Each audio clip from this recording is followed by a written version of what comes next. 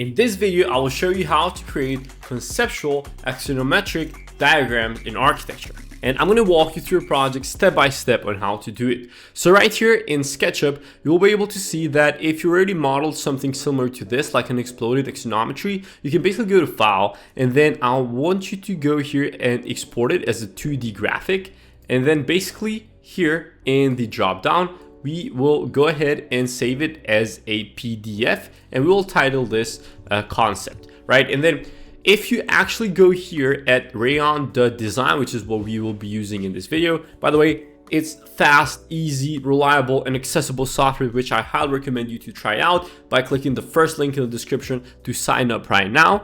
And I want you to go here at menu and then import a PDF. And then basically we will go ahead and find exactly the PDF that we imported. And you can see that what we have in SketchUp will be directly imported here in Rayon. So I'm just gonna set the scale at 1 by 1, pick insertion point, and then I will just click once here.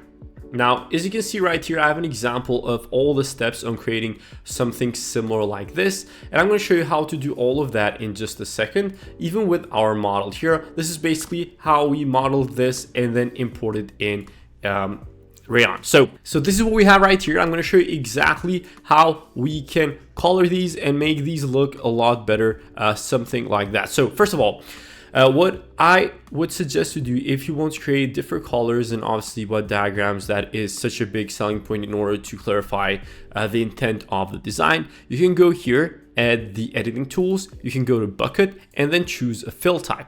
And then here at the fill type, you can basically choose a solid fill, which can be something like this, and then you can lower or increase the opacity. You can also choose a texture, which would be something like a real life image. And then you can choose a hatch, which is a bit more technical. In this instance, we can go ahead and I'm going to go ahead and use a solid fill. We can go ahead and lower its opacity to something like this. And then basically we can just click on whatever we want this placed on, right? So as you can see, as soon as you import something as a vector or as a SketchUp model, you can see that it's automatically detected as a vector here in Rayon, right? So this is actually how you can apply color here. Now, if you want to go even a step further and make this even more realistic, you can see that in the final version, this is a bit more shaded or a bit darker. So what we can do is we can go ahead, select this once, and then click on all of these to select them all one by one. And then over here, we will go and in the color palette, and then we could probably choose something which is a bit darker, and then lower the opacity. And as you can see now, this gives it more of that 3D look.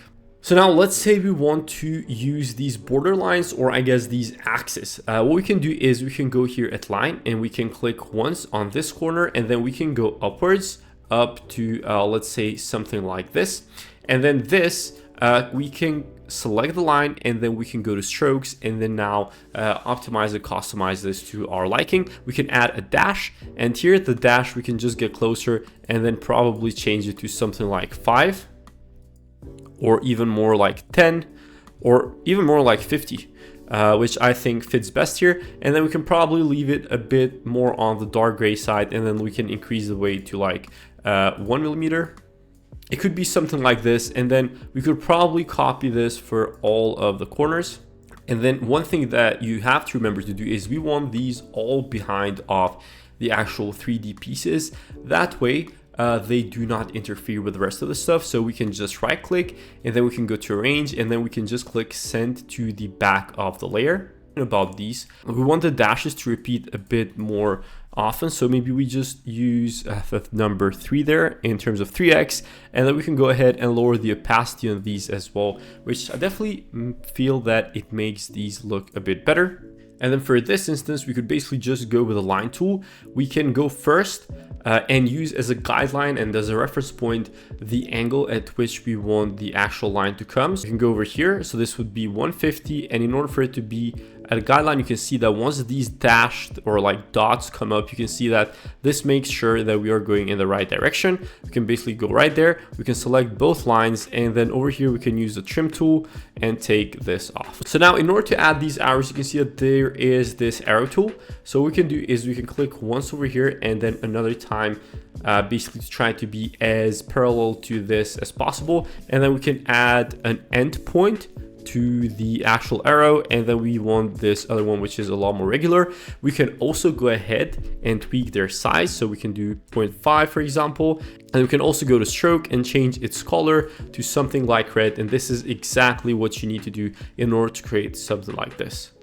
Now, even to add texts like these, it is super simple. You can just go here at text, and then we can type something in like conceptual diagram, and then we can click OK. And then over here, if you want to change the fonts, the color of this, and then also its height as well, that's something that we can definitely do. And then basically we could put it right here, and then we could also make this, for example, the same font as what we had earlier. Let's also make this something like a dark gray, and let's just do the height of it 3 meters. And then this is all super simple. Basically all the tools that I showed you up until now are all the tools that you need in total. Now, even if you want to add little silhouettes like this one, and you go to libraries and you go ahead and type tree, you will be able to find a bunch of trees. So for example, you can choose something like this one, and as you can see at the moment, this is in top view. However, Rayon has over 10,000 blocks, and these blocks also have front or side view. So it would be something like this, and then we could probably, for example, place it right next to this one. As you can see, the styling is not the same. However, if you see here, there is a template or a graphic override that we can do over this, and then we can just change the style. We can replace it with, for example, this one. And as you can see now, this matches the aesthetic pretty easily, and it's basically great. So as you can see, Rayon has a bunch of other icons that you can use just to kind of show the functionalities and the design intent of each one of these spaces. And these are exactly the kind of tools that you can use in order to create axonometric diagrams in Rayon.design. By the way, if you want to go and test this out yourself, I will leave a link below to the actual template, and I highly recommend you to sign up for Rayon. It's fast, easy, it's accessible because it's web-based. You don't need a powerful computer. And if you want to learn more about Rayon, make sure you go ahead and watch my Rayon video right here.